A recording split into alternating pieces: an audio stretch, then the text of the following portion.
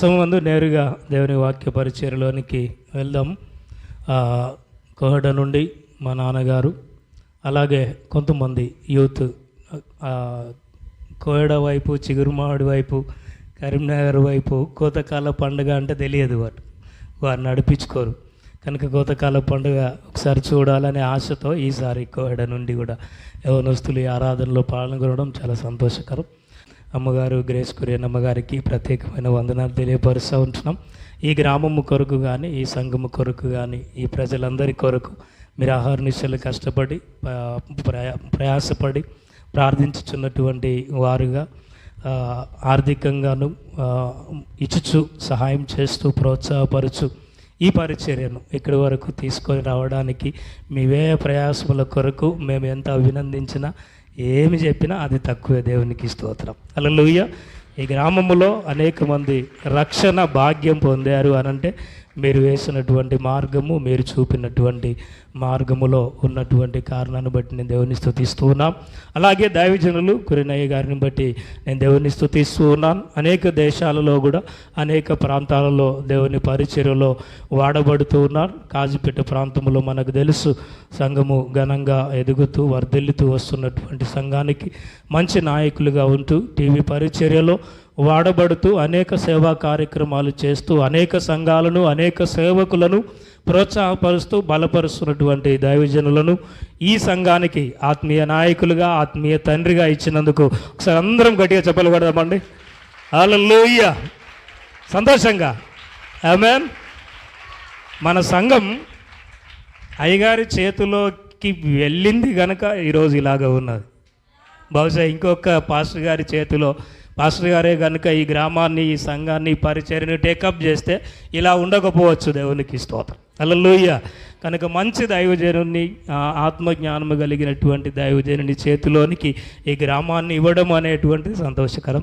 అలాగే మొన్నటికి మొన్న నేను చెప్పాను, పాస్టర్ గారు ఇట్లా ఇల్లు ఇబ్బందిగా ఉంది, వర్షానికి ప్రాబ్లం అవుతుంది అని చెప్పినప్పుడు వెంటనే 40,000 రూపాయలు మారి ఆలోచించకుండా సహాయం చేసి ఈ గ్రామానికి ఏ విధమైన ఆపద వచ్చినా, కష్టం వచ్చినా, ఈ సంఘానికి ఏ విధమైన సహాయం కలిగినా, సహాయం అవసరం ఉన్నా ముందుండి సహాయపడుతున్నటువంటి దైవజనులను బట్టి నేను దేవుని స్తుతిస్తూ ఉంటున్నాం.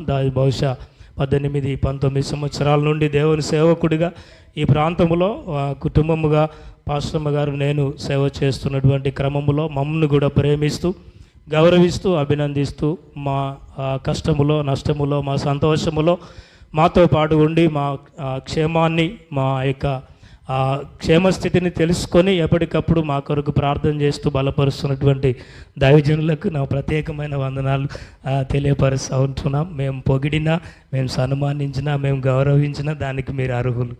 Praise the Lord. హల్లెలూయా. ఈ సమయంలో నేరుగా దేవుని వాక్య సందేశంలోనికి దైవజనునికి మనం సమమిద్దాం. దైవజనులు దయచో ముందుకు రావాల్సిందిగా మనవి చేస్తూ ఉంటున్నాం. Praise the Lord. హల్లెలూయా. మహోన్నతుడైన దేవుని ఘననామానికి స్తోత్రములు, స్తుతులు కలుగును గాక. టేకలగూడెం గ్రామంలో మరొకసారి రావడానికి, ఈ సంఘములో దేవుని వాక్యాన్ని అందించడానికి ప్రభు నన్ను కూడా సజీవునిగా నిలబెట్టుకున్నందుకు నేను దేవునికి వందనాలు చెల్లిస్తున్నాను. దైవజనులు పాస్టర్ మత్తయ్య గారు, అమ్మగారు ఈరోజు మన మధ్యలో ఉండడం చాలా సంతోషం. పాస్టర్ జేకబ్ గారి ద్వారా దేవుడు జరిగిస్తున్న పరిచర్యను బట్టి దేవునికి వందనాలు చెల్లిస్తున్నాను. ఇది కోతగాల పండగ. ఈ దినము అందరికీ సంతోషమే కదా. కోతగాల పండగ అంటే అందరికీ సంతోషమే. ఎంతమంది వ్యవసాయకులు ఉన్నారు, ఎంతమంది కోత కోసారు, ఎంతమంది సమకూర్చారు అని ఆలోచిస్తే చాలా తక్కువ మందే కావచ్చు. అయినా కోతగాల పండుగ అని చెప్పడం గ్రామానికి ఒక సంతోషం, తర్వాత సంఘానికి సంతోషం. అది అందరికీ ఆనందకరమైనటువంటి ఒక సమయం. నేను దేవునికి వందనాలు చెల్లిస్తున్నాను. ఈరోజు పరిశుద్ధ వాక్యంలోనికి త్వరబడి వెళ్ళడానికి ఆశించుచున్నాను. మీతో కలిసి దేవుని స్తుతించటం, దేవుని మహిమపరచటం అది మా జీవితంలో కూడా సంతోషకరమైనటువంటి విషయం. పాస్టర్ జేకబ్ చక్కగా సంఘాన్ని నడిపించుచున్నారు కనుక తరచుగా మీ మధ్యకి రాలేకపోయాను. అనేక సంఘాలు, అనేక పరిచర్యలు దేవుడు మనకిచ్చారు. వాటన్నిటినీ మనం ముందుకు నడిపించవలసినటువంటి కర్తవ్యాన్ని దేవుడు మా భుజం మీద పెట్టారు కాబట్టి ఎక్కువసార్లు ఈ మధ్యకాలంలో ఈ ప్రాంతానికి రాలేకపోయాను. ఈరోజు మనం దేవుని వాక్యం నుంచి 126వ కీర్తన 5-6 వచనాలు మనం చదువుదామండి. 126వ కీర్తన 5-6 వచనాలు. కన్నీళ్లు విడుచుచు విత్తువారు సంతోషగానంతో పంట కోసెదరు. కన్నీళ్లు విడుచుచు విత్తువారు సంతోషగానముతో పంట కోసెదరు. పిడికెడు విత్తనములు చేత పట్టుకొని ఏడ్చుచూ పోవు విత్తువాడు సంతోషగానం చేయుట సంతోషగానము చేయుచు పనులు మోసుకొని వచ్చును. ఇక్కడ కోతకాలము గురించి చెప్పుచున్నప్పుడు అదొక ఆనందకరమైన సీజన్. గొప్ప ఎక్స్పెక్టేషన్తో ఉంటాము. కోతకాలం వస్తుందంటే ఈసారి మనకు మంచి పంట వస్తుంది, ఈసారి మనకు ఎక్కువ మేలు జరుగుతుంది, ఈసారి మనము అప్పులన్నీ తీర్చగలము, ఈసారి మనకు కొంత మిగులు ఉంటాయి, కొంతమంది వాహనాలు కొనాలని, ఇల్లు రిపేర్ చేయాలని, కొత్త ఇల్లు కట్టాలని, ఇటువంటి ఆలోచనలు అన్నీ ఉంటాయి. అయితే కోతకాలంలో మనం అందరం గమనించవలసినటువంటిది 2 రకాలైన కోతకాలం ఉంటుంది. ఒకటి పాడైపోయిన కోతకాలం, పంట రాలే, కారణాలు అనేకం ఉన్నాయి. భయంకరమైన వరదలు, భయంకరమైన వర్షములు, అదొక నష్టమైతే, పురుగులు క్రిములు తినేసినటువంటి నష్టం అది ఇంకోటి. అన్నిటికంటే పెద్ద నష్టం ఏంటంటే మంచి పంట వచ్చింది కానీ కోయలేకపోయినాం, అన్ని రాలిపోయింది. అది ఇంకా పెద్ద నష్టం. అటువంటి స్థితి అదొకటి. రెండవది, ఊహించిన దానికంటే ఎక్కువ పంట వచ్చింది, ఆశించిన దానికన్నా ఎక్కువ పంట వచ్చింది. అసలు ఇంత గొప్ప పంట వస్తుందని అసలే ఊహించలేదు అని బహుగా సంతోషించుచున్నటువంటి ఒక కోతకాలం. ఈ నష్టపోయిన కోతకాలంలో ఇంకొక ప్రత్యేకత ఉంది.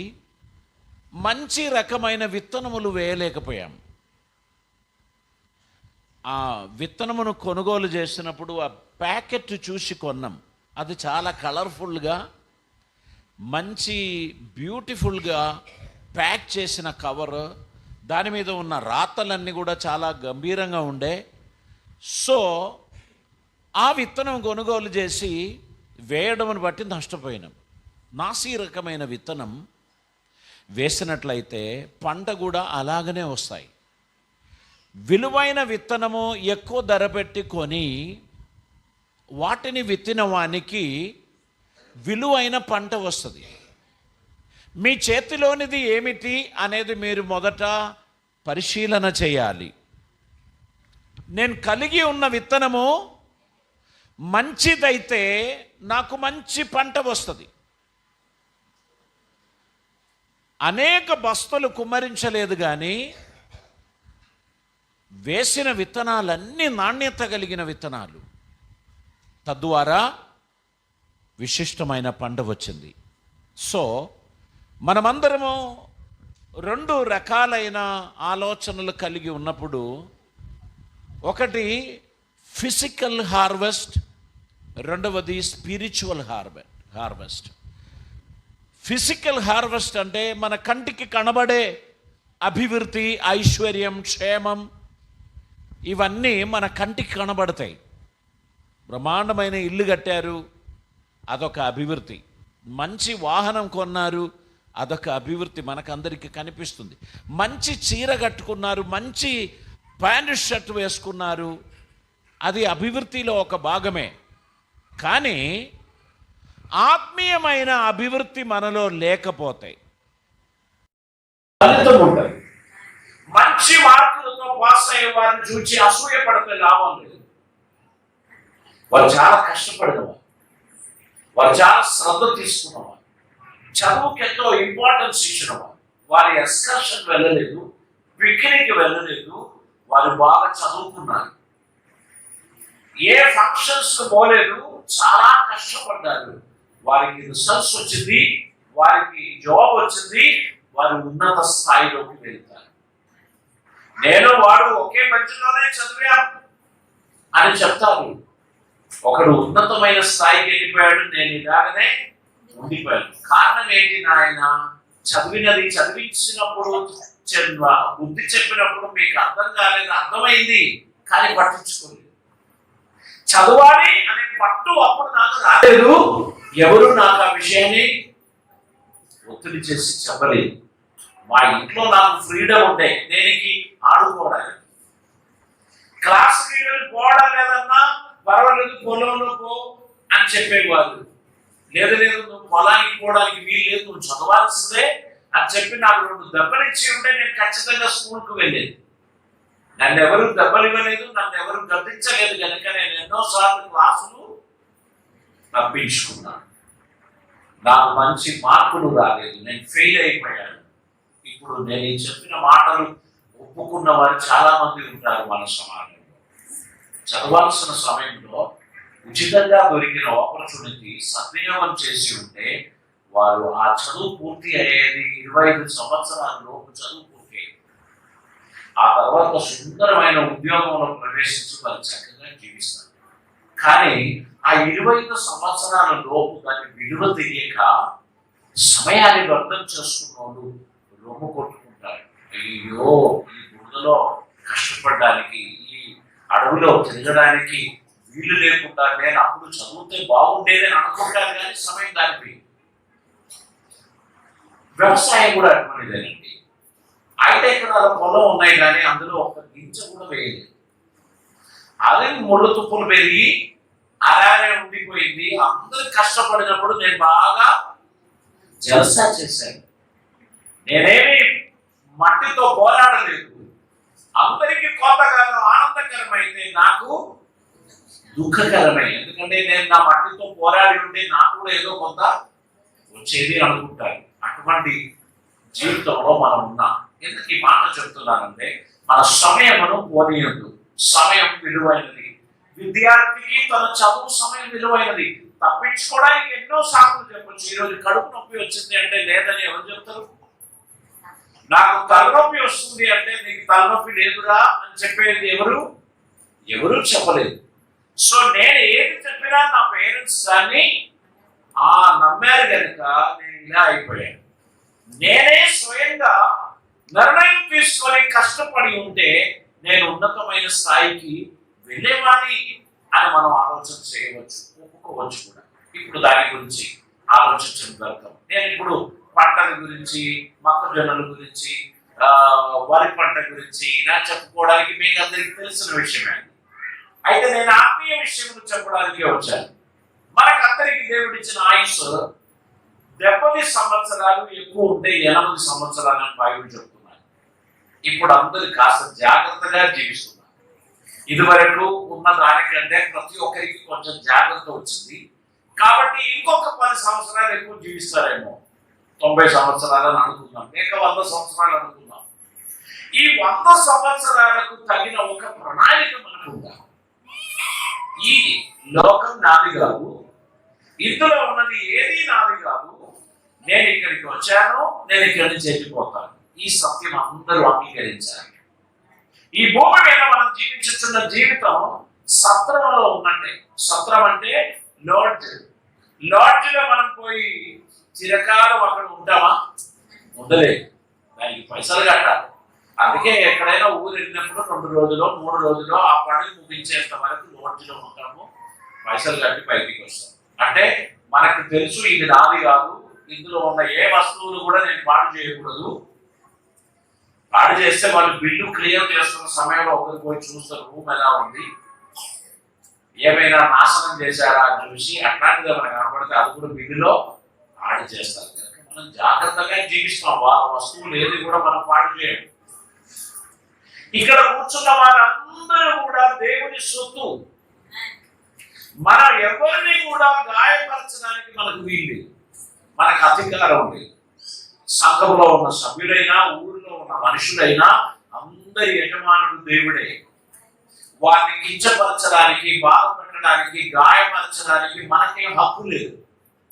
మనం జీవించాలి, వారు కూడా జీవించాలి. జీవో జీలేదు. మనం ఇతరులు బ్రతకడానికి వారిని మనం అనుమతించాలి, మనం కూడా జీవించాలి. కాబట్టి ఈ లోక జీవితం అనేది దేవుడు మనకి ఇచ్చాడు, దీని విలువైనదిగా కాపాడుకోవాలి. దేవుడు ఇచ్చిన ఆయుష్లో యవన కాలం దాటిపోయింది మాలాంటి వాళ్ళు. మేము సీనియర్ సిటిజన్స్ అయ్యాం. మీలో కొందరు ఇంకా యవనస్తులుగా ఉన్నారు, మరి కొంతమంది మధ్య వయస్కులై ఉన్నారు, కొంతమంది సూపర్ సీనియర్స్ గా ఉన్నారు. వారందరూ కూడా అందరికీ ఉపదేశాలు చెప్తుంటే యవనస్తులకు నచ్చదు. నువ్వు మా ఏజ్లో మేము ఇట్లనే నువ్వు తిరిగావు, ఇప్పుడు నువ్వు కొత్తగా ఏం చెప్పాల్సిన అవసరం లేదంటారు. వాళ్ళు చెప్పేది ఏంటంటే మేమేం చేయలేకపోయాము, కనీసం మీరైనా చేయండి అంటారు. మేము జీవితాన్ని వ్యర్థం చేసుకున్నాం, మీరు మీ జీవితాన్ని విలువైనదిగా కాపాడుకోండి అంటారు. అప్పుడు మనం ఏమంటామంటే నువ్వు ఎట్లా జీవించావో అట్లా నేను కూడా కాస్త చూసి మళ్ళీ నేను భూమి తెచ్చుకుంటాను, నేను మారుతాను అని మనం అంటూ ఉంటాం.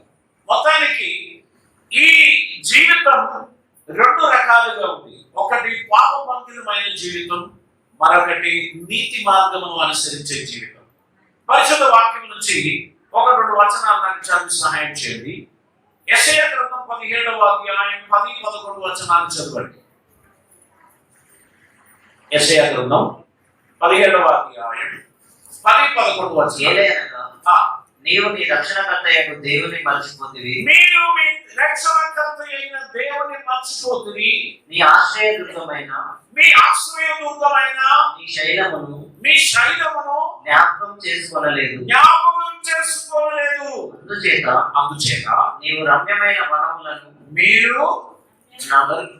రమ్యమైన వనములను నాటుచు వచ్చితివి. వాటిలో అన్యమైన ద్రాక్షవల్లులను నాటితివి. నీవు నాటిన దినమున దాని చుట్టూ కంచె వేసితివి. ప్రొద్దుననే నీవు వేసిన విత్తనములను పుష్పింపజేసితివి. గొప్ప గాయములను మిగుటమైన బాధయు కలిగిన దినమున పంట కుప్పలుగా కూర్చబడును.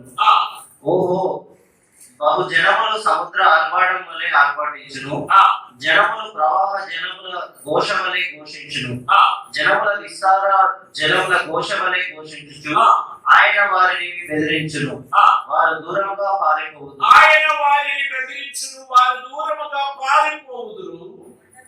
కొండ మీద పొట్టు గాలికి ఎగిరిపోవునట్లు, తుఫాను ఎదుట గిరగిరా తిరుగు కసుపు ఎగిరిపోవునట్లు వారును తరమబడుదురు.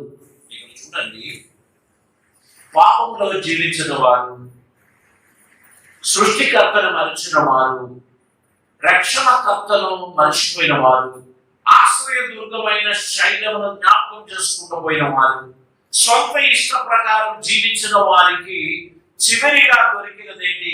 పొట్టు ఎగిరిపోయినట్లు ఎగిరిపోవడం. జీవితంలో ఏమీ మిగలలేదు. అయ్యో, ఒక సుందరమైన ఆయుష్ను నేను వ్యర్థం చేసుకున్నాను అని వారు రొమ్ము కొట్టుకొని నిరాశపడతారు అని బైబిల్ చెప్తున్నారు. కాబట్టి మనం చాలా జాగ్రత్తగా చూసుకోవాల్సినటువంటి విషయం, మన చేతిలో ఉన్న విత్తనం ఏమి విత్తుచున్నాము అనేది మనం జ్ఞాపకం చేసుకొని దాన్ని సరి చూసుకోవాల్సినటువంటి అవసరం ఉంది. గలతీ పత్రిక 6వ అధ్యాయం 7-8 వచనాలు మనం చదువుతున్నప్పుడు అపోస్తలుడైన పౌలు గలతీలో ఉన్న విశ్వాసులకు ఈ మాట తెలియపరుస్తున్నారు. మోసపోకడి దేవుడు వెక్కిరింపబడడు, మనుష్యుడు ఏమి విత్తునో ఆ పంటనే కోయును. ఏలగనగా తన శరీర ఇచ్చలను బట్టి విత్తువాడు తన శరీరము నుండి క్షయమను పంట కోయును. ఆత్మను బట్టి విత్తువాడు ఆత్మ నుండి నిత్య జీవము పంట రెండు రకాలైన పంట, క్షయమగు పంట, నిత్య జీవమను పంట. దేవుని చిత్తమును నెరవేర్చుచు ఆయన అడుగుజాడలో నడుస్తూ ఈ లోకంలో మితానుభవం కలిగి మనం జీవించినట్లయితే మనం నీతి ఫలములు కలిగిన వారిగా ఉండడానికి దేవుడు మనకు సహాయం చేస్తాడు. ఇప్పుడు యవనస్తులకు కాస్త వారు మంచి ఆరోగ్యం కలిగిన వారని, వారు మంచి పుష్టి కలిగిన వారని, ఎవరి మీదనైనా వారు అధికారం చెలాయించడానికి వారికి భయం లేదు. ఎందుకంటే వారి ఆరోగ్యం వారికి అది ఆ ప్రేరణ కలుగజేస్తుంది. కానీ గత 2 years 2 సంవత్సరాలు భయంకరమైన ఒక విపత్తును మనం చూసాం. మన చరిత్రలో ఎన్నడూ మనకు తెలియని ఆ భయంకరమైన విపత్తులో అనేకులు రాలిపోయారు. ఆ రాలిపోయిన వాళ్ళందరూ కూడా బలహీనులు, రోగులు ఏమీ కాదు. మంచి మంచి వరిష్ఠులు, మంచి మంచి ధనవంతులు, మంచి మంచి ఆరోగ్యం కలిగిన వారు, బాడీ బిల్డర్స్, అటువంటి వారందరూ రాలిపోయారు. బలహీనులైన మనం అందరం ఇప్పుడు కూడా ఇలాగనే జీవిస్తున్నాం. దీనికి కారణం దేవుని మహాకృప. మన కాపుదల కాదు, మన శ్రద్ధ కాదు, మనం మాస్క్ పెట్టుకున్నందుకు కాదు. మాస్క్ లేకుండా ఎన్ని చోటకి మనం వెళ్ళాము. మాస్కులు ఉన్నా అది ప్రొటెక్ట్ చేసేదానికి ఒక లిమిట్ ఉంది. మనందరి ఎడల దయామయుడైన దేవుడు కృప చూపాడు, మనందరినీ కాపాడాడు, స్వస్థపరిచాడు. మనమందరము ఆయనకు కృతజ్ఞతలు తెలియపరచడానికి ఈ దినాన్ని మనకి ఇచ్చినందుకు మన దేవునికి స్తోత్రం చెల్లిద్దాం. చూడండి, మనము ఈ లోకంలో జీవించుచున్నప్పుడు ఏ విత్తనం కలిగి ఉన్నాము అనేది గుర్తుపెట్టుకోండి. మొక్కజొన్నలు విత్తిన వానికి గోధుమ కోయచ్చా? వరి పంట కోయడానికి మిర్చి విత్తనాలు విత్తుతో సరిపోతాయా? సరిపోదు. ఏది విత్తుతారో దాని పంటనే మీరు పొందుతారు అనేది మనకు అందరికీ సునాయాసంగా అర్థమయ్యేటువంటి ఒక సత్యం. అలాగైతే అసూయ విత్తిన వానికి ఏమి పండును? అసూయ పండును. కోపం విత్తిన వానికి ఏమి పండును? కోపమే పండును. ద్వేషం విత్తిన వానికి ఏమి పండును? ద్వేషమే పండును. కాబట్టి మన విత్తనాలను సరి చేసుకోవాలి. ఈ విత్తనం నేను అట్లా వేస్తే కనీసం 30 అంతులుగా నాకు వస్తుంది, 60 అంతులుగా వస్తుంది, 100 అంతులుగా వస్తుంది. సో ఈ విత్తనం నేను వేయను. నేను మంచి విత్తనం వేస్తాను. పోనీలే, అదొక విత్తనమే. పర్వాలేదులే, అది ఇంకో విత్తనమే. వారు నన్ను తిట్టారు, కానీ నేనేమన్నాను? ఏ పోనీ అంటే నేను సహించడానికి ఉన్న స్తోమత నాకు కలిగింది. అంటే నేను నన్ను తిట్టిన వానికంటే గొప్పవాడిని. నేను బదులు దూషించడానికి ప్రయత్నం చేస్తే నేను కూడా చిల్లరగానే అయిపోతాను. మీకు అర్థం అవుతుంది? సో మీరు ఏ విత్తనం విత్తుతున్నారు దాని పంట ఖచ్చితంగా మీకు వస్తుంది. కాబట్టి మీ విత్తనాన్ని మీరేం చేసుకోవాలి? సరి చూసుకోవాలి. అయ్యో ప్రభువా, నాలుక జారింది, నన్ను క్షమించండి అని దేవునికి చెప్పాలి. ఎవరిని గాయపరిచారో వారికి చెప్పాలి. అప్పుడు మనం సరి చేయబడ్డాం, సమాధానపరచబడ్డాం. ఈ జీవితం అనేది ఎవరిని గాయపరచడానికి ఉన్నది కాదు, బాధ పెట్టడానికి ఉన్నది కాదు. ఒక తండ్రి తన కుమారుని గద్దిస్తాడు, అది బాధపడడానికి కాదు, మనం సరి చేసుకోవడానికి. నేను నా కుమారుని కొట్టకపోతే ఊరోలు కొడతాను కదా. కాబట్టి నేనే మొత్తం తీసుకొని నా కుమారుని నేను కొట్టాలి. నేను గిచ్చి కూడా వాడిని నేను ఎప్పుడు నొప్పించలేదు అని అంటే ఫూడ్ ఫాదర్. ఎందుకంటే వారికి భయం లేకుండా పెంచినాం. కుమారుడు దెబ్బలు తిని గద్దింపు విని మార్గం సరి చేసుకుంటే ఊరోళ్ళందరూ చెప్తారు, పలానా అబ్బాయి గొప్పవాడు కదా. మనం ఏది విత్తుతున్నామో దాన్ని పంట మనం పొందుతాము అని తెలుసుకొని మనం ఖచ్చితంగా మన జీవితాన్ని సరి చేసుకోవాల్సినటువంటి అవసరం ఉంది. చూడండి, కొంతమంది అనేకులకు బుద్ధి జ్ఞానం చెప్పిన వారే స్వయంగా చెడిపోయేటువంటి పరిస్థితి ఉంటుంది. మనం యోబు గ్రంథము 4వ అధ్యాయం 3వ వచనం నుంచి మనం చదివినట్లయితే అక్కడ యోబు స్నేహితులు మాట్లాడుతూ ఈ విధంగా అనేకులకు నీవు బుద్ధి చెప్పిన వాడవు, అనేకులకు నీవు బుద్ధి చెప్పిన వాడవు, బలహీనమైన చేతులను బలపరిచిన వాడు, బలహీనమైన చేతులను బలపరచిన వాడవు, నీ మాటలు త్రొట్టిల్లు వారిని ఆదుకొని ఉండెను, నీ మాటల చేత త్రొట్టిల వానిని ఆదుకున్నావు, కృంగిపోయిన మోకాలు గల వారిని నీవు బలపరిచితివి. కృంగిపోయిన మోకాలు గల వారిని నువ్వు బలపరచితివి. అయితే ఇప్పుడు శ్రమ నీకు కలగగా నీవు దుఃఖకాంతుడవైతివి, అది నీకు తగలగా నీవు కలవరపడుచున్నావు. నీ భక్తి నీకు ధైర్యం పుట్టింపదా? ఇక్కడ చూడండి, అని అడుగుతున్నారు, నువ్వు అందరికి బుద్ధి చెప్పిన వాడు, ఇప్పుడు శ్రమలు నీకు వచ్చినప్పుడు నీవు అతి దుఃఖక్రాంతితో అయిపోయావు. నీ భక్తి నీకు ధైర్యం పుట్టింపదా? నీ యథార్థ ప్రవర్తన నీ యథార్థ వర్తనలు నీ నిరీక్షణకు ఆధారము కాదా? నీ యథార్థ ప్రవర్తన నీ నిరీక్షణకు ఆధారము కాదా? జ్ఞాపకం చేసుకోను. నిరపరాధి అయిన ఎప్పుడైనా నశించిన యథార్థ వర్తనలు ఎక్కడైనా నిర్మూలమైన. ఇవన్నీ అన్నిలు యోగుతో అడుగుతున్న ప్రశ్న. మనకు ఎప్పుడైనా కష్టం వస్తే ప్రజలు అడుగుతారు. మన శ్రమలలో ఉన్నప్పుడు మాకెవరికి రాలేదే, నీకే వచ్చింది కదా, అది మామూలుగా రాలేదు, నువ్వేదో పెద్ద పొరపాటు చేస్తేనే వచ్చింది అంటారు. యోగు అక్కడెంత ప్రతివాదం చేయడానికి ప్రయత్నించారు. మనల్ని నిందించే వారు నిందిస్తున్నప్పుడు గాడ్ బ్లెస్ యు అని చెప్పడానికి ఉన్న స్తోమత మనకు ఉండాలి. చివరికి ఏమైంది తెలుసా? అతను దూషించిన స్నేహితులందరూ ముగ్గురాలు పట్టుకుని వచ్చేది. ఎప్పుడు? యోగు నిలబడిన, విందు జరిగించినాం, అతను పోగొట్టుకున్నవన్నీ రెట్టింపుగా తిరిగి పొందినప్పుడు. కనుక సంయమనం పాటించు వారిని దేవుడు ఆశీర్వదిస్తాడు. జీవితంలో ఏదైనా ఒకటి విన్న వెంటనే గొడవకు దిగితే మనము దేవుని ప్రణాళిక నుంచి తప్పిపోతాం.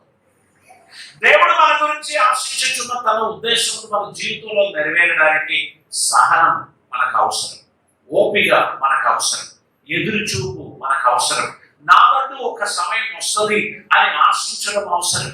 దేవుడు ఖచ్చితంగా నా కన్నీళ్లు తుడుస్తాడు అని విశ్వసించడం అవసరం. అన్నిటికీ మనం తొందరపడకూడదు అనేటువంటిది దేవుని యొక్క ప్రణాళిక. ప్రియులారా, మనం చదివిన వాక్యంలో మనం వచ్చినట్లయితే ఈ విధంగా అనేక రకాలైన విపత్తులు కొంతకాలంలో జరుగుతుంది. బైబిల్లో ఒక మాట ఇలా ఉంది, గాలిని విత్తుతే ప్రళయ వాయువును కోస్తామంట. చదవండి వచనం, హోషేయ ప్రవచనం 8వ అధ్యాయం 7వ వచనం. హోషేయ ప్రవచనం 8వ అధ్యాయం 7వ వచనం. వారు గాలిని విత్తి ఉన్నారు కనుక ప్రళయ వాయువు వారికి కోతయగును. విత్తినది పైరు కాదు, మొలక కాదు, పంట ఎత్తినది, అది పంటకు వచ్చిన ఎడల అన్నిలు దానిని తినివేతురు. ఇక్కడ చెప్తున్నారు, గాలిని విత్తుతే ప్రళయ వాయువును కోస్తావు. కనుక మనము ఓవర్ యాక్షన్స్ వద్దు. మనం ఏమై ఉన్నామో గ్రహించిన వారిగా, అనుకోగలిగి, దీన మనస్సు కలిగి దేవుని కృపలో నడుస్తే ఈనాడు కాదు ఏనాడైనా దేవుడు నిన్ను వర్ధిల్ల చేస్తాడు. కాబట్టి వినిన ప్రతి వాటికి మీరు జవాబు చెప్పడానికి ప్రయత్నం చేయండి. ఒకరు ఉద్రేకంలో మాట్లాడతారు, ఒకరు అజ్ఞానంలో మాట్లాడతారు. అప్పుడు మనము సహనం కలిగిన వారైతే మనం గొప్పవారమైతే. ఇక్కడ చెప్పుచున్నారు, దేవుని సన్నిధిలో మనం జాగ్రత్త కలిగిన వారిగా జీవించాల్సిన అవసరం. సామెతల గ్రంథం 11వ అధ్యాయం 18వ వచనం చదవండి. 11వ అధ్యాయం 18వ వచనం. భక్తిహీనుని సంపాదన వారిని మోసం చేయును. నీతిని విత్తువాడు శాశ్వతమైన బహుమానం నందును. యథార్థమైన నీతి జీవదాయకము. యథార్థమైనది విత్తడం జీవదాయకం. దుష్టక్రియలు విడవక చేయువాడు తన మరణమునకే చేయును. దుష్టక్రియలు విడవక చేయువాడు తన మరణమునకే చేస్తాడు. కాబట్టి మనము యథార్థత కలిగిన వారిగా నడవాలి, నీతిని పాటించే వారిగా నడవాలి. అప్పుడు దేవుడు మన జీవితంలో అద్భుతమైన కార్యములు చేస్తాడు. ఇవన్నీ కూడా నెగటివ్ పంటలు, అంటే పాడైన పంటలు, నష్టపోయినది, మన జీవితంలో మనకు ఆశీర్వాదం కలగనిది. ఇప్పుడు నేను రెండవ విషయంలోనికి వస్తున్నాను. ఎవరు ఆశీర్వదింపబడతారు? హోషేయ ప్రవచనం 10వ అధ్యాయం 12వ వచనం చదువుతామండి. హోషేయ ప్రవచనం 10వ అధ్యాయం 12వ వచనం. నీతి ఫలించినట్లు మీరు విత్తనము వేయుడి, ప్రేమయను కోత మీరు కోయుడి.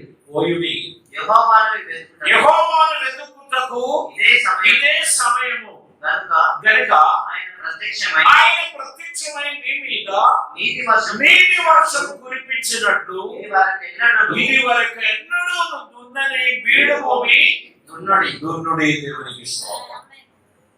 మనకు పరిశుద్ధ వాక్యం తెలియపరుస్తున్నారు. నీతి ఫలించినట్లు మీరు విత్తనము వేయుడి, ప్రేమయను కోత మీరు కోయండి. దేవునికి స్తోత్రం. ప్రేమయను కోత కోయాలంటే ప్రేమను విత్తాల్సిందే. లౌకికమైన ప్రేమలో కండిషన్స్ ఉంటాయి. నువ్వు నాకు మేలు చేస్తే నేను నీకు మేలు చేస్తాను, నువ్వు నన్ను విష్ చేస్తే నేను నిన్ను విష్ చేస్తాను, నువ్వు మా ఇంటికి వస్తే నేను మీ ఇంటికి వస్తాను, మీరు మా ఫంక్షన్కి వస్తే నేను మీకు ఫంక్షన్కి వస్తాను, మీరు నాకేమైనా ఇస్తే నేను ఎప్పుడైనా మీకేమైనా ఇస్తాను, మీరు నాకు సహాయం చేస్తే నేను మీకు సహాయం చేస్తాను. ఇది లౌకికమైన ప్రేమ. లోకంలో ఉన్న ప్రేమకు కండిషన్స్ ఉన్నాయి. దేవుని ప్రేమకు కండిషన్స్ లేదు. మనం దోషులమై ఉన్నప్పటికీ, పాపాత్ములమై ఉన్నప్పుడే, దేవునికి విరోధులుగా జీవించినప్పుడే దేవుడు మన ఎడల ప్రేమ చూపించాడు. మనమందరము అపరాధులుగా ఉన్నప్పుడు మనల్ని నీతిమంతులుగా చేయడానికి తన ఏకైక కుమారుని మన కొరకు బలి అర్పించాడు. మన నిమిత్తమై దేవుడు, తండ్రి అయిన దేవుడు ఉత్తమమైన కార్యం చేశాడు. మనకు వాటిని జ్ఞాపకం చేస్తున్నాడు. కాబట్టి మనము యేసుక్రీస్తు మన ఎడల చూపిన ప్రేమ లాంటిది మన లోకానికి చూపించడానికి మనం పిలువబడి ఉన్నాము అనేటువంటి విషయాన్ని మనం గుర్తు పెట్టుకోవాల్సినటువంటి అవసరం ఉంది. ఇంకా హగ్గై ప్రవచనం 2వ అధ్యాయం 8వ వచనం మనం చదివినట్లయితే, వెండి నాది, బంగారము నాది అని దేవుడు అంటున్నాడు. ఆయన సమస్తము కలిగిన వాడు. నీకు వెండి కలిగింది, బంగారం కలిగింది అంటే నువ్వు సంపాదించినది కాదు, దేవుడు దయచేసినది. చదవండి ఆ వచనం తీసినట్లయితే, ఇదే సైన్యములకు అధిపతి యెహోవా వాక్కు. వెండి నాది, బంగారము నాది, ఇదే సైన్యములకు అధిపతి యెహోవా వాక్కు, సెలవిచ్చు వాక్కు. 24వ కీర్తన 1వ వచనం చదివితే, భూమియు దాని సంపూర్ణతయు, లోకము దాని నివాసులు యెహోవా. సో భూమియు దాని నివాసులు దేవునిదే, సంపూర్ణతయు దేవునిదే, లోకము దానిలోని నివాసులందరూ దేవునిదే. కాబట్టి దేవుని సొత్తును మనం ఏం చేయకూడదు? ఆక్రమించకూడదు. దేవుని దానముగా మనం జీవించుతున్నప్పుడు దేవుని చిత్తం నెరవేర్చడానికి మన జీవితాన్ని మనం సమర్పించుకోవాలి. భూమియు దాని సంపూర్ణతయు నాది, లోకమును దాని నివాసులను యెహోవా అని దేవుడు సెలవిచ్చుచున్నప్పుడు, ఆ దేవునికి మనం ఏమైనా ఇవ్వడానికి ప్రయత్నం చేస్తే మన దగ్గర ఉన్న శ్రేష్టమైనది ఇవ్వాలి. మనకు పనికి మాలినది దేవునికి ఇవ్వదు. ఇది గుర్తుపెట్టు. మనకు అక్కర లేనిది దేవునికి ఇద్దామని అనుకుంటే మనకు అక్కరైనది దేవుడు మనకి ఇవ్వకపోవచ్చు. ఎందుకు తెలుసా? మీరేమి విత్తుతారో అదే పండుతుంది. దేవుడు మీకు ఆశీర్వాదం ఇవ్వాలి అని మీరు అనుకున్నట్లయితే మీరు ఆశీర్వాదమును విత్తాలి. ఆవగింజలు విత్తితే ఆవగింజలు మొలకెత్తాయి. మనము కొత్తమల్లి విత్తితే కొత్తమీర మనకు దొరుకుతుంది. మనం ఏది విత్తుతామో దాని పంట మనం పొందుతాము అని బైబిల్ చెప్పినందుకు మంచి విత్తనాలు విత్తాలి. ఇంగ్లీష్ లో ఒక మాట ఇలా ఉంది, give to the lord the best you have and the best will come back to you. మీకున్న శ్రేష్టమైనది దేవుని చేతిలో ఇవ్వండి, దేవుడు తన చేతిలో ఉన్న శ్రేష్టమైన దాన్ని మీకు ఇస్తాడు. ఆమేన్. ఇవ్వడం గురించి చెప్తే నేను మీకు సింపుల్ గా అర్థమయ్యే ఒక మాట చెప్తాను. మాకు మంచినీళ్ళు వచ్చేటువంటి సంపు ఉంది.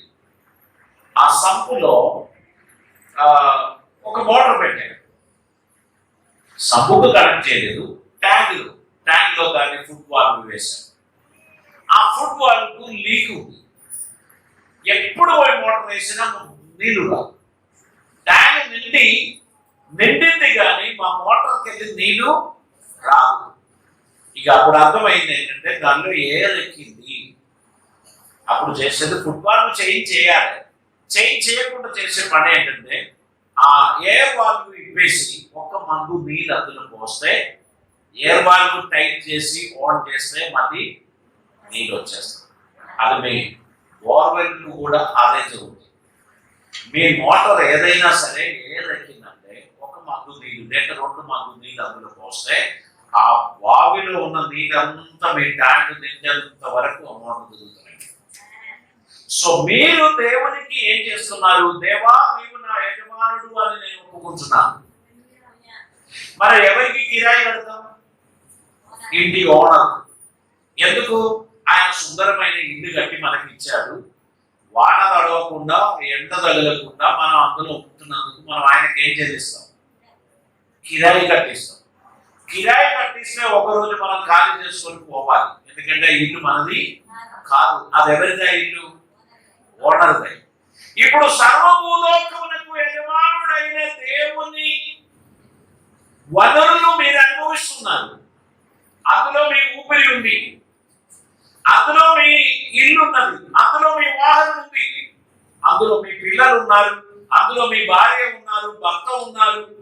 మీరు అనుభవించుతున్నవన్నింటికి యజమానుడు ఆయనే.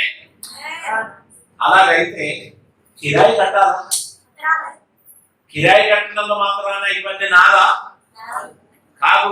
నువ్వు వెళ్ళిపో అని ఆయన చెప్పినప్పుడు పరదేశులము అని పాడడానికి ఫ్రెండ్స్ వచ్చేస్తారు.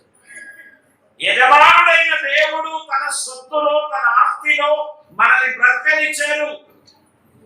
బండి వాడుకో, ఇల్లు వాడుకో, ఫ్యాన్ వేసుకో, ఏసీ వాడుకో, అన్ని చేసుకో. నాకు ఎప్పుడైతే నువ్వు ఖాళీ చేయాలని అనిపిస్తున్నారో నేను చెప్తా వచ్చేసేయి. నేను రాను.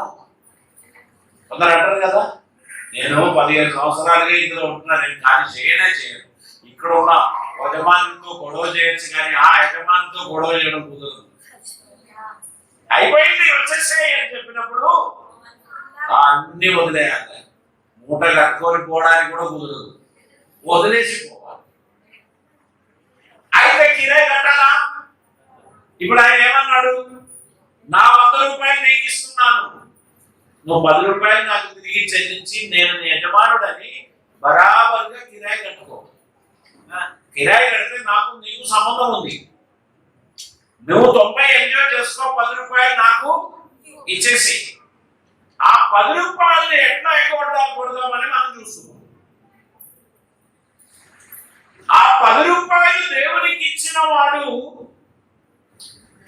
దేవునికే ఇవ్వలేదు. ఎందుకు తెలుసా? అది నా సొమ్ము అని దేవుడు చెప్పాడు. అది నా ఆస్తి, నా సొమ్ము, నా సొత్తు దేవుడు చెప్పాడు. నువ్వు 11 ఇచ్చావా? నీదొకటి దేవునికి ఇచ్చావు. సో ఒక విశ్వాసి ఎంత దేవునికి ఇవ్వాలి? 10వ వంతు దేవునికి ఇవ్వాలి. అది ఆయన హక్కే. అది దొంగలిస్తే బైబిల్ చెప్తున్నారు, మీరు నా యొక్క దొంగలించారు. అప్పుడు వాళ్ళు అడిగారు, దేని ఎందుకు దొంగలించారు? నువ్వు నాకు ఇవ్వడమనే దొంగలించావు. అటువంటి దొంగలు లేరా మన మందిలో?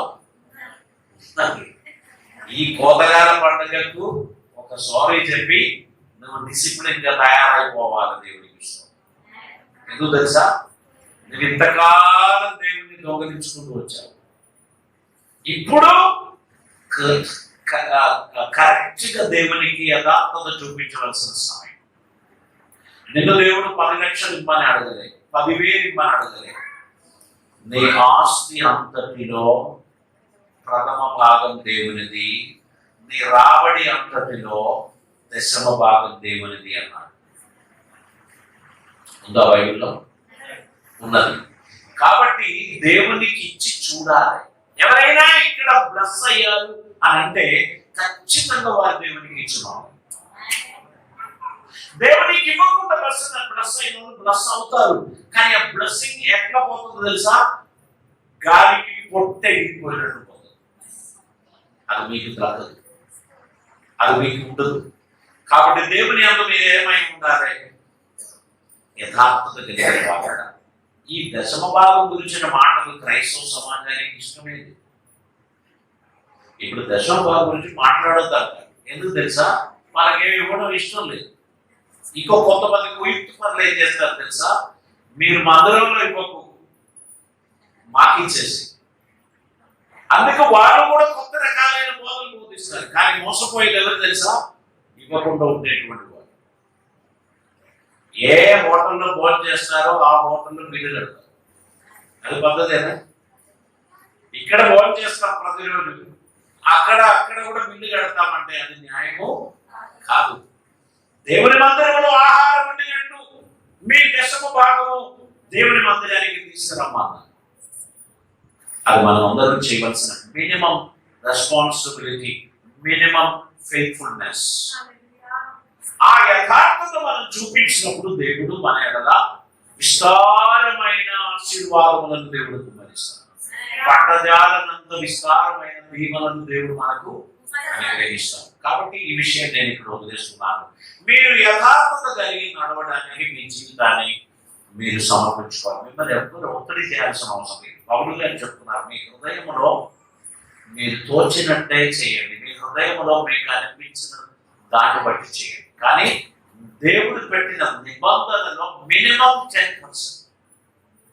కేకలగూడలో ఉన్న ప్రతి విశ్వాసులకు నేను తెలియపరచడానికి ఆశించేది, మీరు బ్లెస్ అవ్వడానికి, మీరు ఆశీర్వదింపబడడానికి ఇది దేవుని డిసిప్లిన్. దేవుని డిసిప్లిన్ మీరు పాటించారా, మీరు ఆశీర్వదింపబడతారు. ఇది మీరు సాకులు చెప్పి తప్పించుకున్నారు అనుకో, మీ బ్లెస్సింగ్ మీరే అడ్డుకట్ట వేసేసారు. మీ బ్లెస్సింగ్ మీ దగ్గరకు వచ్చింది కానీ ఆగిపోయింది. కారణం మీ అవిధేయత మీ సంతానములో కనబడుతుంది. మీరు బ్లెస్ అవ్వాలని దేవుడు ఉద్దేశించినది జరగకపోవడానికి కారణం మీ అవిధేయత అనేది మీరు మార్చుకోవద్దు. దేవుని యందు నమ్మకత్వం కలిగి మీరు నడవడానికి మీ జీవితాన్ని మీరు సమర్పించాల్సినటువంటి అవసరం ఉంది. మొదటి దినవృత్తాంతముల గ్రంథం 29వ అధ్యాయం దాని 10వ వచనం చదువుతామండి. మొదటి దినవృత్తాంతములు 29వ అధ్యాయం 10వ వచనం. రాజయ్య దావీదు కూడాను బహుగా సంతోషింపడు. దావీదు కూడాను బహుగా సంతోషపడి సమాజము పూర్ణంగా ఉండగా యెహోవాకు ఇట్లు స్తోత్రములు చెల్లించెను. మాకు తండ్రిగానున్న ఇశ్రాయేలీయుల దేవా యెహోవా, నిరంతరము నీవు స్తోత్రార్హుడవు. యెహోవా భూమి ఆకాశముల యందు ఉండు సమస్తమును నీ వశము. మహాత్మ్యమును పరాక్రమమును ప్రభావమును తేజస్సును ఘనతయు నీకే చెందుచున్నది. యెహోవా రాజ్యము నీది. నీవు అందరి మీదను నిన్ను అధిపతిగా హెచ్చించుకొని ఉన్నావు. ఐశ్వర్యమును గొప్పతనమును నీ వలన కలుగును. ఎవరు చెప్తున్నారు ఇది? మహారాజు, ఇశ్రాయేలు దేశములకు రాజు చెబుతున్నాడు. ఐశ్వర్యమును ఘనతయు గొప్పతనము నీ వలన కలుగును. నీవు సమస్తమును ఏడువాడవు. బలమును పరాక్రమమును నీ దానమును హెచ్చించువాడవు. అందరికీ బలమిచ్చువాడవు నీవే. ఇక్కడ దేవుని వాక్యం అంటున్నారు, హెచ్చించువాడవు నీవే, అందరికి బలమిచ్చువాడవు నీవే. పని చేయడానికి బలం కావాలి. ఈ మంచి సేద్యము, ఈ మంచి వ్యవసాయం చేయడానికి శక్తి దేవుడి ఇవ్వాలి. దేవుడు బలం ఇచ్చేవాడు. ఇంకా చదవండి. మా దేవా మేము నీకు కృతజ్ఞతాస్తుతులు చెల్లించుచున్నాము. ప్రభావము గల నీ నామమును కొనియాడుచున్నాము. ఈ ప్రకారము మనపూర్వకముగా ఇచ్చు సామర్థ్యము మాకు ఉంటున్నట్లు నేనెంత మాత్రపు వాడను. నేను ఎంత మాత్రపు వాడు, నా జనులు ఎంత మాత్రపు ఆ వాడు. జనులు ఎంత మాత్రపు వాడు. సమస్తము నీ వలననే కలిగిన సమస్తము నీ వలనే కలిగినది కదా. నీ స్వసంపాద్యములో నా కొంత మేము నీకు ఇచ్చి ఉన్నాము. మా స్వసంపాద్యం అని చెప్పలే, నీ స్వసంపాద్యములోని కొంత భాగము మేము నీకు ఇచ్చి ఉన్నాము. సంపాదించింది ఎవరండి? మనమే. కానీ ఏమంటున్నాడు ఆ భక్తుడు దావీదు? నీ స్వసంపాద్యములో నుండి కొంత మేము మీకు ఇస్తున్నాం. సో మనకు కలిగిన ఆస్తి, రాబడి, అంతస్తు, ఐశ్వర్యం ఇవంతా ఎవరిదండి? దేవునిదే. మేము కొంత మీ దగ్గరికి తీసుకొచ్చాం. మేము ఏ పాటి వారము దేవా? ఇంకా చదవండి. మా పితరులందరి వలనే మేమును మీ సన్నిధిని అతిథులమును పరదేశములను అయ్యున్నాము. ఇప్పుడు మీరంటారు కురియన్ గారు, మీరు ఒక్కరే పరదేశి, మేమందరం ఇక్కడ సొంత భూమిలో పుట్టిన వాళ్ళం, మేమందరం సొంత గడ్డలో జీవించుతున్న వారు అంటారు. మళ్ళీ మిమ్మల్ని మోసుకొని పోతున్నప్పుడు ఎందుకు కాపాడబడదు?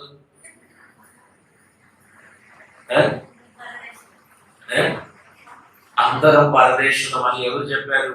దావీదే చెప్పాడు. మేమందరం ఆస్తులం, మేమందరం పరదేశులం, మాకు ఇక్కడ ఏమీ లేదు, నీకు ఇచ్చినది తప్ప మాకేమీ, మా సామర్థ్యం, మా ఆరోగ్యం, మా ఐశ్వర్యం, మా క్షేమం, మా ధనం, మాకు కలిగినదంతా నీవిచ్చినదే అని దావీదు మహారాజు దేవునికి తెలియపరుచుచున్నాడు. దేవునికి స్తోత్రం. ఇంకా చూడండి.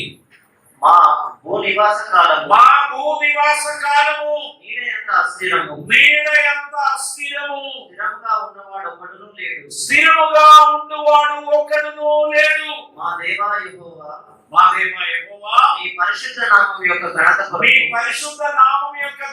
కొరకు మందిరమును కట్టించుటకై మేము సమకూర్చిన ఈ వస్తు సముదాయములు నీ వలనే కలిగినది. మేము తీసుకొచ్చిన వెండి, బంగారం సమస్తము నీ వలన కలిగినది. అంతయు నీ వలన కలిగినది. అంతయు నీదై ఉన్నది. నా దేవా నీవు హృదయమును పరిశోధన చేయించు.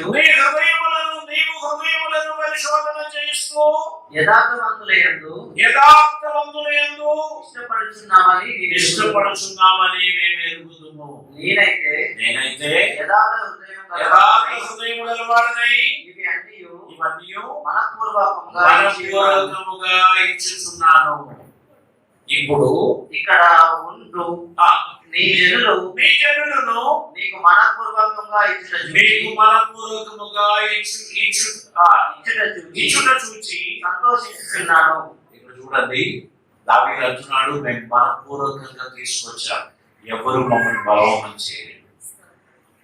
ఏది ఇవ్వాలని నువ్వు మమ్మల్ని ప్రేమించామో మేము తీసుకొని వచ్చాము, నీకు అర్పణ చేసుకున్నాము. వీటికి మేము యోగ్యులం కాము, మేము అయోగ్యులం. కానీ మాకు ఈ శక్తిని, సామర్థ్యం నుంచి మమ్మల్ని మీరు వాడుకున్నందుకు నీకు స్తోత్రం అని చెప్పి ప్రభువునకు వారందరూ అర్పణలు వేశారు. ఎందుకు నిమిత్తమై? దేవుని మందిరము నిర్మించడం కొరకు.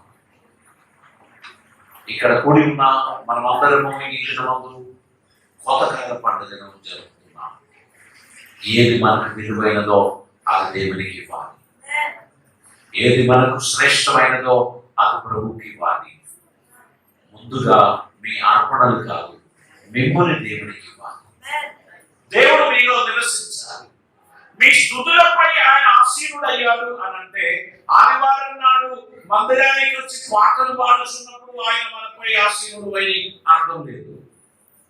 మన గుండెలో ప్రతిరోజు ఆయన నివసించుతున్నాడు.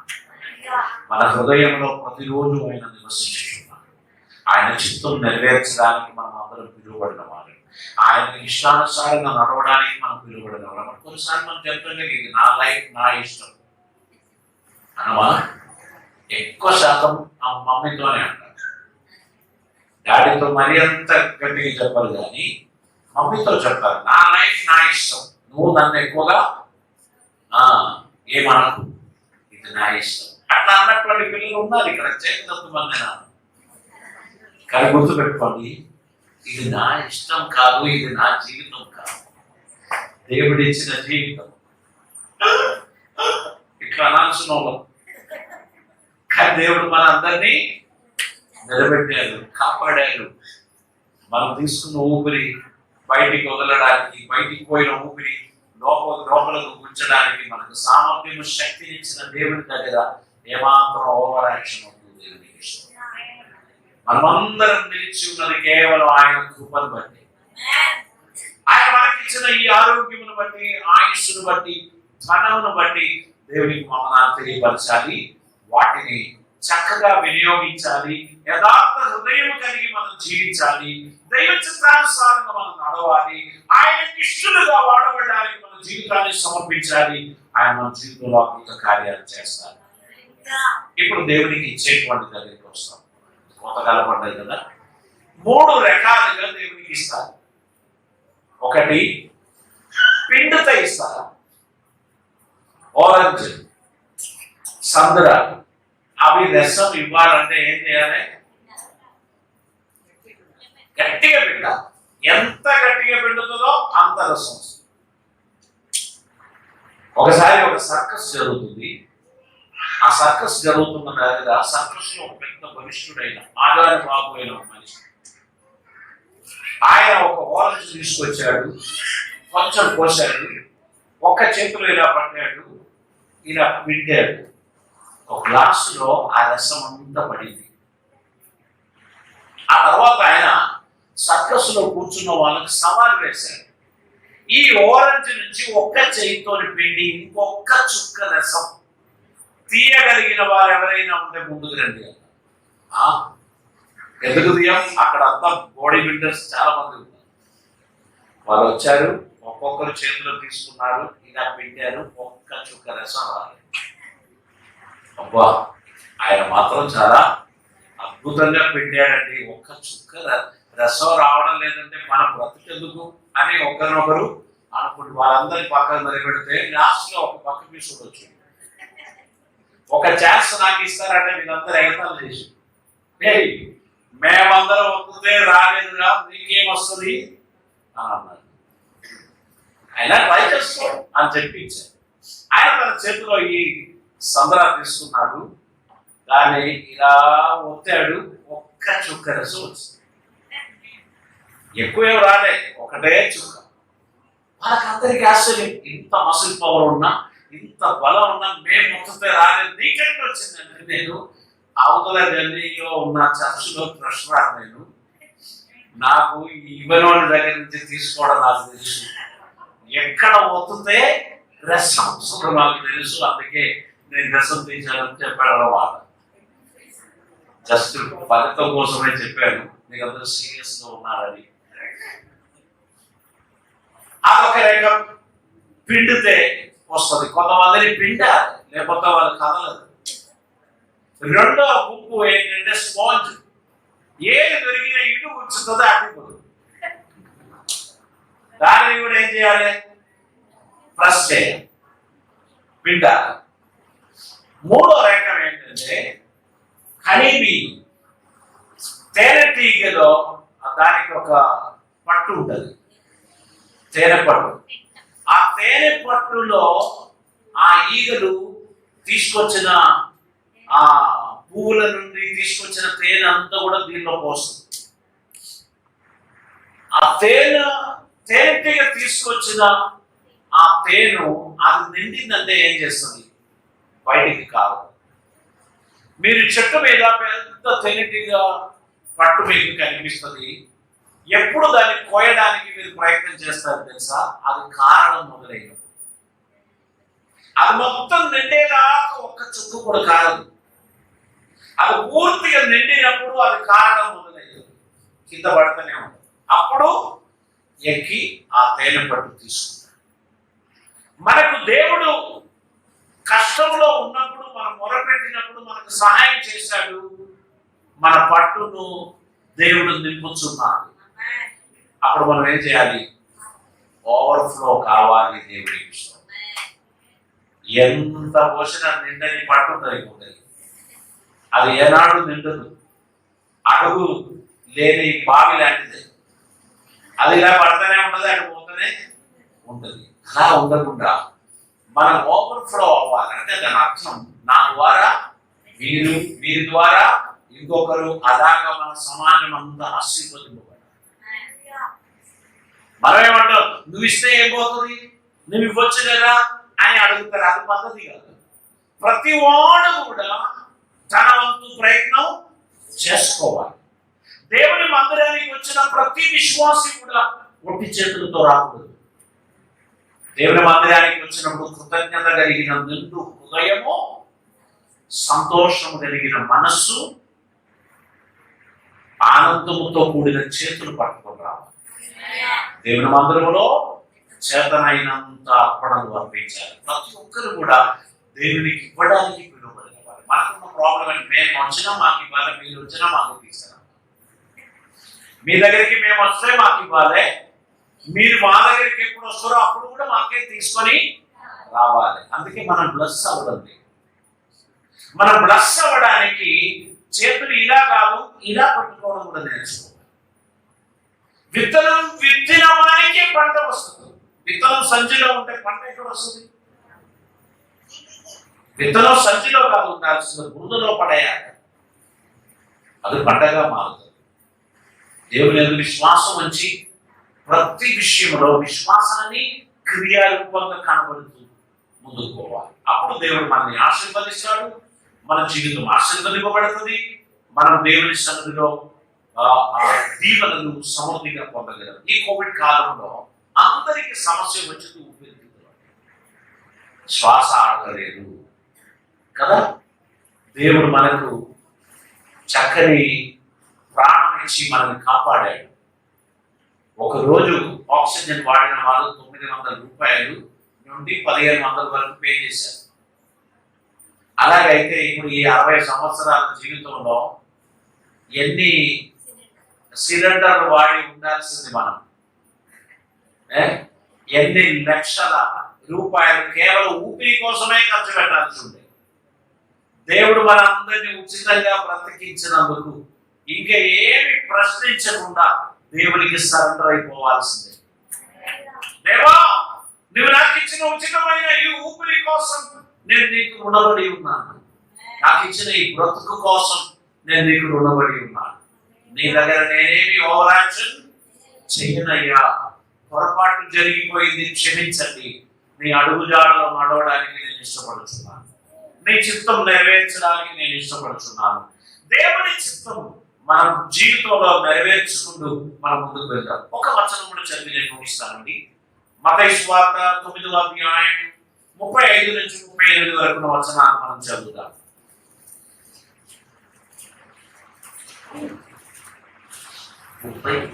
35 నుంచి 38 వరకు. యేసు వారి సమాజ మందిరంలో బోధించుచు రాజ్యసువార్తను ప్రకటించుచు ప్రతి విధమైన రోగమును ప్రతి విధమైన వ్యాధిని స్వస్థపరచుచు సమస్త పట్టణములయందును గ్రామములయందును సంచారం చేసెను. ఆయన జన సమూహములను చూచి వారు కాపరి లేని గొర్రెల వలె విసిగి చెదరి ఉన్నారని వారి మీద కనికరపడి కోత విస్తారమే కాని పనివారు కొద్దిగా ఉన్నారు గనుక తన కోతకు పనివారిని పంపుమని కోత యజమానుని వేడుకొనుడి అని తన శిష్యులతో చెప్పారు. ఈ కోత కాలంలో మనము కేవలం డబ్బు లేక ధాన్యముల గురించి మాత్రమే కాదు, ఆత్మల పంట కొరకు మనం ప్రార్థన చేయాలి. కుడి చేయి ఎడమ చేయి ఎరగకుండా పాపంలో బ్రతుకుతున్న అనేక మందికి రక్షకుడైన ప్రభువును పరిచయం చేయడం, ఆ రక్షకుడైన ప్రభువును పరిచయం చేయడానికి మనం మన జీవితాన్ని, సమయాన్ని, తలాంతులను, ధనాన్ని వెచ్చించి ప్రభువును గణపరచుటకు మనం ప్రయత్నం చేయాలి. అనేక మంది పని వారిని పంపు ప్రభువా అని మనం ప్రార్థన చేయాలి. చీకటి కమ్మిన ఈ ప్రాంతంలో 92లో నేను అడుగు పెట్టాను. 92లో అడుగు పెట్టినప్పుడు మీకు తెలుసు, ఇక్కడ స్ట్రీట్ లైట్స్ లేవు, ఇంటిలలో లైట్ లేదు. ఇది ఒక ప్రత్యేకమైన గ్రామంగా ఉండేది. ఒక పోల్ మీద ఒక బల్బు లేకుండే. ఎలక్ట్రిసిటీ వాళ్ళు వచ్చి పడిపేస్తారు, ఆ సాయంత్రమే దాన్ని రాలేసి పగలగొడతారు. అటువంటి చీకటి గ్రామాన్ని ఈరోజు చూడండి, ఎంత సుందరమైన, ప్రతి ఇంట్లో వెలుగు, ప్రతి ఇంట్లో బల్బు, ప్రతి వీధిలో లైట్, ఎంత అద్భుతమైన గ్రామంగా మార్చారు. నేను ఆనాడే చెప్పాను, ఇది పల్లెటూరు అని అనదు, ఇది మున్సిపల్ కార్పొరేషన్ లో ఒక భాగమే. అందరు దాన్ని చూసి నవ్వారు. ఇది పల్లెటూరే, ఇది ఎక్కడ పట్టణం అవుతుంది, తేకలగూడెం పట్టణం అని ఎవరు పిలుస్తారు అని అన్నారు. కానీ ఆ అక్షరాలా నెరవేరింది దేవునికి. ఈరోజు ఈ పట్టణ వాసులు అందరూ ఆశీర్వదింపబడ్డారు, అందరూ దీవింపబడ్డారు. ప్రతి వారికి దేవుడు క్షేమం ఇచ్చారు. నేను ఈ గ్రామాన్ని చూసి నేను ఎంతో ఆనందిస్తున్నాను. ప్రియులారా, మనం నశించుకోవచ్చున్న ఆత్మల పట్ల వారం కలిగిన వారిగా, ప్రార్థన చేయించున్న వారిగా, దేవుని కృపలో మనం వాడబడడానికి మన జీవితాన్ని సమర్పిద్దాం. నేనేమి ఇవ్వగలను, నువ్వేమి ఇస్తావు అని పక్కనున్న వారికి అడగడం కాదు, కానీ నేను ఇవి ఇవ్వాలని నువ్వు ఆశిస్తున్నావు ప్రభువా అని ఒక్క నిమిషం ప్రార్థన చేయండి. నేను ఏమి ఇవ్వాలని నువ్వు ఆశిస్తున్నావు. దేవుడు అంటాడు, నువ్వు నిన్నే ఇవ్వాలి, నీ హృదయమే ఇవ్వాలి. నీ హృదయం ఇస్తే నీకు కలిగినంతా ఇస్తావు. ఇదిగో ఇది సుందరమైన ఒక పండుగ దినం. ఈ దినం ప్రార్థన చేసి ఒక చక్కని నిర్ణయం తీసుకున్నాం. నశించుకోవచ్చు ఆత్మలకు దేవుని సత్యవార్త తెలియపరచడానికి నా వంతు ప్రోత్సాహం, నా వంతు ప్రయత్నం నేను ఖచ్చితంగా చేస్తాను. స్వయంగా నేనే వెళ్తాను అని అనుకుంటున్న వారిని ట్రైనింగ్ పంపిస్తాము, లేక వారి ద్వారా దేవుని పరిచయం జరిగించడానికి ఉన్న ప్రోత్సాహాన్ని ఇస్తాము. ఏ విధంగానైనా ప్రభు కార్యం జరగవలసినదే. మనమందరం దేవునికి ప్రియమైన బిడ్డలుగా నడవడానికి మనం సమర్పించాల్సిన అవసరం ఉంది. తను వంచుదామండి, ప్రార్థన చేద్దాం. ఈ రోజు జరుగుతున్న కోతకాలం ఎన్నడూ మరుపు రానిదిగా ఉండినట్టు దేవుని సన్నిధిలో సంపూర్ణ సమర్పణతో మనల్ని మనం సమర్పిద్దాం. ఆయన మన జీవితంలో అద్భుత కార్యములు జరిగించిన గాక, తన కృపయు సమాధానం మనకు అనుగ్రహించిన గాక, మనల్ని దీవించిన గాక. ఈ గ్రామంలో నిరుద్యోగులైన వారందరూ ఉద్యోగములు సంపాదించును గాక, వ్యవసాయంలో ఊడిపోయిన వారికి మంచి పంట దొరుకును గాక, కుటుంబాలలో నెమ్మది సమాధానం లేని వారికి దేవుడు నెమ్మది సమాధానం కలుగజేయును గాక, ప్రతి వారికి క్షేమాభివృద్ధి దేవుడు అనుగ్రహించును గాక. ఈ దినమందు దేవుడు మనకు అనుగ్రహించిన కృప నిమిత్తమై మనం తల వంచుదాం, ప్రార్థన చేద్దాం. కొన్ని విషయాల్లో దేవా నేను సమర్పణ కలిగి ఉండాల్సిన అవసరం ఉందని నువ్వు నాతో మాట్లాడావు. అది విధేయత విషయంలో, ఇచ్చు విషయంలో, డిసిప్లిన్ పాటించే విషయంలో నేను యథార్థవంతుడిగా నడవాలని నువ్వు ఆశించి నాతోనే మాట్లాడేందుకు స్తోత్రం అని మన ప్రభు సన్నిధిలో చెప్పగలమా? అలాగైతే అటువంటి వారు నా కొరకు ప్రార్థన చేయండి. ఇంకెక్కువగా దేవుని సన్నిధిలో సమర్పణ కలిగి, యథార్థత కలిగి నడవడానికి నేను ఆశిస్తున్నాను. దేవుడు నాతో మాట్లాడాడు, సూటిగా మాట్లాడాడు, నా జీవితం దేవునికి అంకితం చేస్తున్నాను అని చెప్పగలిగిన వారు ఎవరైనా ఉంటే మీ కుడి చేయి పైకెత్తండి, మనం ప్రార్థన చేద్దాం. God bless you brothers, God bless you sisters, God bless you. అమ్మా తల్లి, దేవుడు నిన్ను దీవించిన గాక, దేవుడు నిన్ను ఆశీర్వదించిన గాక. తమ్ముడు, చెల్లెమ్మ, దేవుడు మమ్మల్ని దీవించిన గాక. ప్రతి ఒక్కరికి దేవుడు కృపాన్ని గ్రహించిన గాక. ఎక్కడ మనం ఓడిపోయామో, ఎక్కడ మనం అవిధేయత కలిగి ఉన్నామో, ఎక్కడ మనం అజాగ్రత్తగా జీవించామో, ఎక్కడ మనం పొరపాటు చేశామో దేవుడి సన్నిధిలో ఒప్పుకుందాం. ఒక మంచి సమర్పణ కలిగి జీవితాన్ని సమర్పిద్దాం. ఇది దేవుడు మనకు అనుగ్రహించిన అద్భుతమైన దినం. ఇది చక్కని కోతకాల పండుగ. కేవలం డబ్బు ముచ్చట మాత్రమే కాదు, యథార్థత కలిగిన, సమర్పణ కలిగిన, విధేయత కలిగిన, భక్తి కలిగిన ఒక జీవితం నాకు ఉండాలని దేవుడు నాతో మాట్లాడాడు. నేను విత్తుచున్న విత్తనం ఆశీర్వదమైనదైతే అటువంటి పంట మాత్రమే నాకు దొరుకును అని దేవుడు నాతో మాట్లాడాడు. నా విత్తనమును నేను సెట్ చేసుకోవాల్సిన అవసరం ఉంది. నా విత్తనమును నేను బాగు చేయాల్సిన అవసరం ఉంది. నాణ్యత కలిగిన విత్తనం వేయాల్సిన అవసరం ఉంది. నా దేవుడు నాకు మాట్లాడాడు. నా జీవితాన్ని దేవునికి అంకితం చేస్తున్నాను. చేతులు దించుదామండి, మనం ప్రార్థన చేద్దాం. మమ్మల్ని మిగిలిగా ప్రేమిస్తున్న మా ప్రేమలో తండ్రి, ఈ దినమున నీ వాక్యం వినిన ప్రతి ఒక్కరితో మీరు మాట్లాడినందుకు స్తోత్రం. నీ కృప ద్వారా మేము బిడ్డలను ఆశీర్వదించమని, ఆదరించమని, నీ కృపలతో నింపమని, అద్భుత కార్యములు వారి జీవితంలో జరిగించమని ప్రార్థిస్తున్నాం. ఈ సంఘాన్ని ఆశీర్వదించండి, ఈ గ్రామానికి వెలుగుగాను దీవెనగాను ఉంచమని ప్రార్థిస్తున్నాం. మీ సేవకుడు జాకబ్ గారిని, కుటుంబాన్ని ఆశీర్వదించి గ్రామ ప్రజలకు దీవెనకరమైన సహోదరుడిగా ఉండినట్లు కృప చూపమని ప్రార్థిస్తున్నాం.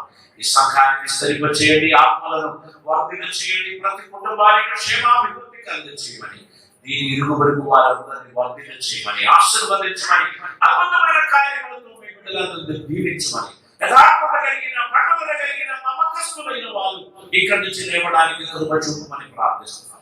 సమస్త ఆశీర్వాదములు అనుగ్రహించి నీవే మహిమ పొందమని యేసు నామమున అడుగుచున్నాము పరమ తండ్రి, ఆమేన్. ఈ కోతగాల పండుగలో సంఘం నుంచి మరియు మా చిన్న కుటుంబం నుంచి జీవనది టెలివిజన్ పరిచయం నుండి మీ అందరికీ శుభములు పలుకుతున్నాను. దేవుడు మీ అందరినీ ధారాళంగా ఆశీర్వదించిన కాక